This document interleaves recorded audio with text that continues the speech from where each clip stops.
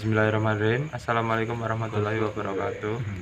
Kami dari kelompok 2 yang beranggotakan saya Rahmatullah Nur Hakim dengan NPM 20200-262, Fahri Yazid Razak dengan NPM 20200-275, Wahyu Bayu Saputra dengan NPM 20200-278 akan menjelaskan tentang tahiyat rubiah. Tahiyat rubiah adalah mengisahkan Allah dan dari kejadian-kejadian yang hanya Allah bisa lakukan sebagai satu-satunya ilahi yang berhak diibadahi, serta menyatakan dengan tegas bahwa Allah adalah Rabb, Raja, pencipta semua makhluk, dan hanya Allah yang mengatur dan yang bisa mengubahnya. Konsep dasar al-rububiyah atau ketuhanan dalam Al-Quran. Makna kata Rabb. Muhammad Ismail Ibrahim di dalam buku Mujamal al-Fis wa Alim Al-Kuniniyah menyebutkan bahwa terdapat beberapa arti kata Rob. Di antaranya, Rob al-Walad artinya memelihara anak dan dengan memberi makan dan mengasuhnya. Rob Asyai artinya mengumpulkan dan memilikinya, serta Rob Anli yang artinya memperbaikinya. Adapun Ar-Rabb adalah Tuhan dan merupakan salah satu dari nama Allah yang jamaknya Arbab. Dari keterangan di atas disimpulkan bahwa kata Rabb maknanya berkaitan dengan kepengasuhan dan kemudian berkembang menjadi memiliki, memperbaiki, mendidik, dan juga Tuhan. Hakikat Ar-Rububiyah adalah satu sifat kemahakuasaan Allah dalam menciptakan, mengatur, dan memelihara alam semesta beserta isinya atau alam makromos dan mikrosmos. Wujud ar-rububiyah adalah keterciptaan dan keteraturan alam semesta beserta isinya, karena melalui ciptaannya itulah eksistensi Tuhan hanya dapat dirasakan dan diketahui. Contoh tauhid rububiyah. 1. Meyakini bahwa hanya Allah yang memberikan rezeki. 2. Meyakini hanya Allah satu-satunya yang memelihara. 3. Meyakini hanya Allah yang mampu dan maha menciptakan. Contoh syirik terhadap tauhid rububiyah. 1. Meyakini bahwa usaha dan pekerjaan yang mendatangkan rezeki. 2. Meyakini bahwa kita yang memelihara hewan peliharaan kita dan mereka tidak akan bertahan tanpa kita. 3. Meyakini ada benda-benda tertentu yang dapat mendatangkan keselamatan. Tauhid uluhiyah. Tauhid uluhiyah merupakan bentuk ibadah hanya kepada Allah dan meninggalkan sesembahan selainnya. Ibadah itu sendiri harus dibangun atas dasar cinta dan pengakuan kepadanya. Tauhid uluhiyah atau tauhid ibadah disebut tauhid uluhiyah karena penisbatannya kepada Allah, dan disebut tauhid ibadah karena penisbatannya kepada makhluk atau hamba. Adapun maksudnya ialah pengesaan Allah dalam ibadah, yakni bahwasanya hanya Allah satu-satunya yang berhak diibadahi. Allah Ta'ala berfirman, demikianlah karena sesungguhnya Allah dialah yang hak dan sesungguhnya yang mereka seru selain Allah adalah batil. Untuk slide selanjutnya akan dilanjutkan oleh Fahri.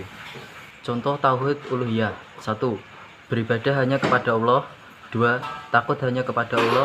3. Mencintai juga karena Allah. Penerapannya dalam kehidupan sehari-hari seperti kita hanya melakukan ibadah hanya untuk Allah, tidak untuk manusia atau hal lainnya. Ikhlas 100% untuk Allah. Berdoa kepada Allah, meminta kepada Allah, melibatkan Allah dalam semua aktivitas kita. Tidak mendatangi dukun, tidak mempercayai ramalan, dan tidak mencontek saat ujian, karena kita meyakini bahwa Allah Maha melihat. Penyimpangan tauhid uluhiyah. Contoh penyimpangan uluhiyah diantaranya saat kita mengalami musibah di mana ia berharap bisa terlepas dari musibah itu. Lalu orang itu datang kepada seorang dukun, kita meminta di tempat itu supaya penghuni tempat itu atau sang dukun bisa melepaskannya dari musibah yang sedang menimpanya. Ia berharap dan takut jika tidak terpenuhi keinginannya. Dalil tauhid uluhiyah Allah. Dan sembahlah Allah dan jangan kalian menyekutukannya dengan sesuatu apapun. Quran Surat An-Nisa ayat 36. Hai sekalian manusia, sembahlah Rabb kalian yang telah menciptakan kalian dan orang-orang sebelum kalian, agar kalian menjadi orang-orang yang bertakwa. Quran Surat Al-Baqarah ayat 21. Dengan ayat-ayat dan hadis di atas, Allah dan Rasul-Nya telah jelas mengingatkan tentang tidak bolehnya seseorang untuk memberikan peribadatan sedikitpun kepada selain Allah, karena semuanya itu hanya milik Allah semata. Tahiyat al-asma wa sifat. Tauhid asma wa sifat maksudnya adalah pengesahan Allah Azza wa Jalla dengan nama-nama dan sifat-sifat yang menjadi miliknya. Tauhid ini mencakup dua hal, yaitu penetapan dan penafian. Artinya kita harus menetapkan seluruh nama dan sifat bagi Allah sebagaimana yang Dia tetapkan bagi dirinya dalam kitabnya atau sunnah nabinya, dan tidak menjadikan sesuatu yang semisal dengan Allah dalam nama dan sifatnya. Dalam menetapkan sifat bagi Allah tidak boleh melakukan ta'dil, ta'rif, tamsil maupun tahyif. Hal ini ditegaskan Allah dalam firman-Nya, tidak ada sesuatu pun yang serupa dengannya, dan Dialah yang Maha mendengar lagi Maha melihat. Agar bisa memahami tauhid asma wa sifat dengan baik, ada beberapa kaidah dasar yang harus dipahami seorang muslim, yaitu 1. Nama dan sifat Allah merupakan sesuatu yang sifatnya tauqifiyah, artinya harus berdasarkan wahyu, baik dari Al-Quran atau As-Sunnah. 2. Keyakinan tentang sifat Allah harus seperti keyakinan tentang zatnya, artinya seorang muslim harus menyadari bahwa tidak ada yang menyamai Allah dalam segi sifat, zat, ataupun perbuatan. Karena itu, sifat-sifat Allah juga tidak bisa disamakan atau dimiripkan dengan sifat makhluk. 3. Semua nama Allah adalah nama yang baik, artinya Allah adalah zat yang sempurna, dan nama-nama Allah juga merupakan kesempurnaan yang tidak memiliki kekurangan sedikit pun. 4. Nama-nama Allah tidak terbatas pada jumlah tertentu, hanya Allah yang tahu apa saja nama yang Ia miliki. Contoh tauhid asma wa sifat dengan cara menerapkannya. 1. Tidak mencetek saat ujian, karena meyakini bahwa Allah memiliki sifat al-basir, yaitu Allah Maha melihat. 2. Meminta hanya kepada Allah, karena meyakini Allah memiliki sifat al-karim, yang Maha dermawan atau pemurah. 3. Senang memaafkan orang lain karena Allah memiliki sifat al-ghafur atau Maha pemberi maaf. Slide selanjutnya akan dilanjutkan oleh Wahyu Bayu. Yuk. Dalil mengenai tauhid asma dan sifat dari Al-Quran diantaranya ialah firman Allah yang artinya hanya milik Allah nama-nama yang paling baik, maka berdoalah kepadanya dengan menyebut nama-nama itu, dan tinggalkanlah orang-orang yang menyimpang dari kebenaran mengenai nama-namanya. Quran Surat Al-A'raf ayat 180. Konsep manusia dalam Al-Quran. Manusia merupakan ciptaan Tuhan Yang Maha Esa yang memiliki derajat paling tinggi di antara ciptaan yang lain. Pada dasarnya manusia diciptakan oleh Tuhan Yang Maha Esa dengan kedudukan sebagai makhluk individu dan makhluk sosial.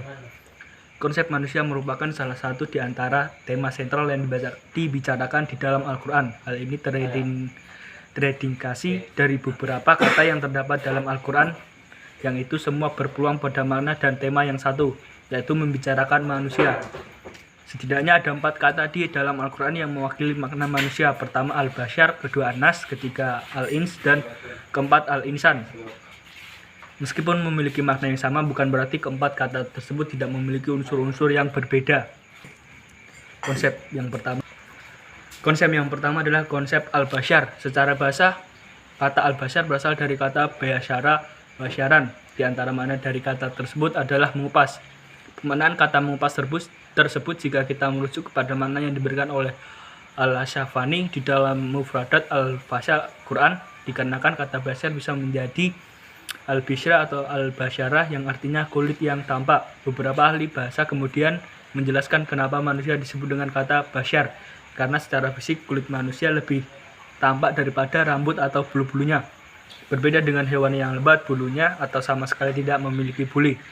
Konsep kedua yaitu konsep al-insan. Sementara kata al-insan meskipun bukan kata yang paling banyak tersebutkan dalam Al-Quran, tetapi memiliki porsi yang cukup luas dalam menjelaskan konsep manusia menurut Al-Quran.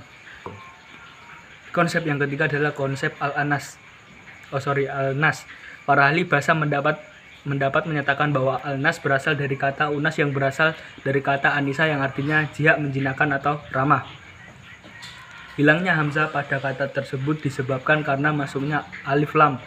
Berbeda dengan pemaknaan tersebut, Ahli bahasa lain berpendapat bahwa asal kata anas adalah nasya, artinya lupa. Yang lain mengakarkan pada kata nasya yanasu, artinya bergoncang. Sementara zu, nafas, artinya yang memiliki keilmuan. Makna Al-Quran adapun jika dirujuk pada ayat-ayat yang menggunakan lafal anas, maka setidaknya didapati 3 makna umum. Yang konsep Al-Ihsani di dalam kitabnya menyebutkan kata al-ins memiliki akar kata yang sama dengan al-insan. Meski demikian, bagi As-Safani, al-ins dan al-insan memberikan penekanan yang sama sekali berbeda. Secara bahasa keduanya memang berasal dari alif, nun, dan sin. Tapi jika dilihat pada penggunaan katanya di dalam konteks ayat-ayat, maka al-ins oleh beliau diartikan khilaful jinni atau makhluk yang berbeda dari jin. Adanya makna tersebut merupakan hasil dari adanya kenyataan bahwa kata al-ins selalu dibandingkan dengan al-jin, tetapi tidak menunjukkan kesamaan, melainkan justru perbedaan. Selanjutnya, hubungan konsep ketuhanan dan konsep kemanusiaan dalam membangun negara. Nilai-nilai yang terkandung dalam konsep ketuhanan memiliki serangkaian nilai, yaitu ketuhanan, kemanusiaan, persatuan, kerakyatan, dan keadilan. Dasar itulah yang menghubungkan antara konsep kemanusiaan di Indonesia, sehingga dengan itu maka bangsa ini akan membentuk karakter yang baik terhadap bangsa. Tidak hanya itu, jika kedua konsep ini digabungkan, maka kepribadian individual dan karakteristik individual akan semakin baik, karena bangsa yang mempunyai karakteristik yang bagus dan baik berawal dari kepribadian dan karakteristik masing-masing individual masyarakat sebuah negara.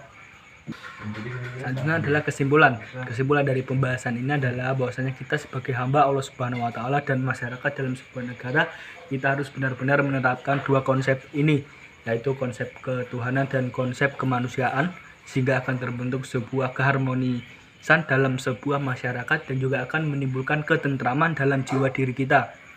Juga dengan dua konsep ini kita secara tidak sadar akan diarahkan terhadap kepribadian yang lebih baik dan juga memajukan bangsa kita, yaitu bangsa Indonesia. Sekian dan terima kasih. Jika ada yang ingin ditanyakan, monggo ditanyakan. Terima kasih.